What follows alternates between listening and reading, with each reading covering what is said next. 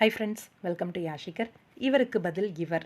S, ரொம்பவே சூப்பராக நம்மளோட விஜய் டிவியில் போயிட்டுருக்க ஒரு சீரியல் தங்க மகள் அப்படின்னு சொல்லிட்டு போயிட்டுருக்கு. இந்த சீரியலில் பைரவி அப்படிங்கிற கேரக்டரில் காயத்ரி ஜெயராம் வந்து நடிச்சிட்டு இருந்தாங்க. ரீசெண்டாக ஒரு ஃபியூ டேஸ் முன்னாடி வந்து இவங்களோட கேரக்டர் வந்து ரீப்ளேஸ்மெண்ட் ஆகிருக்கு. காயத்ரி நல்ல நடிகை, ஆனால் ஏன்னு தெரியல சடனாக வந்து சீரியலை விட்டு விலகியிருக்காங்க. ஆனால் சன் டிவியில் ஒரு சீரியல் வந்து பண்ணிகிட்ருக்காங்க, ஆடுகளம் அப்படின்னு சொல்லிட்டு. Maybe Sun TV Vijay TV அப்படிங்கிறதுனால சீரியலை விட்டு விலகுனாங்களா, இல்லை வேறு ஏதாவது ப்ராப்ளமா அப்படின்னு தெரியல. ஆனால் சடனாக வந்து நம்மளோட தங்கமகள் சீரியல்லேருந்து பைரவி கேரக்டர்லேருந்து காயத்ரி ஜெயராம் வந்து விலகியிருக்காங்க.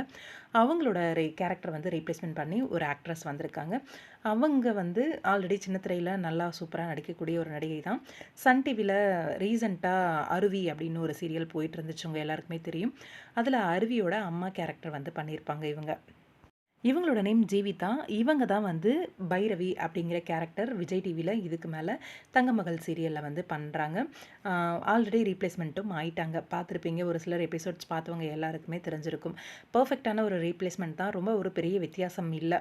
நல்லா இருக்காங்க இவங்களுமே, அந்த கேரக்டருக்கு சூட்டபுளாக தான். பார்க்கலாம், வெயிட் பண்ணி. கண்டிப்பாக பைரவி பயங்கர நெகட்டிவான ஒரு கேரக்டரில் களமிறங்கியிருக்காங்க. இவங்களோட ஆக்டிங் எப்படி இருக்க போகுது அப்படின்னு சொல்லிட்டு உங்களோட கருத்துக்கள் என்ன அப்படின்னு கமெண்ட் பாக்ஸில் மறக்காமல் கமெண்ட் பண்ணுங்கள்.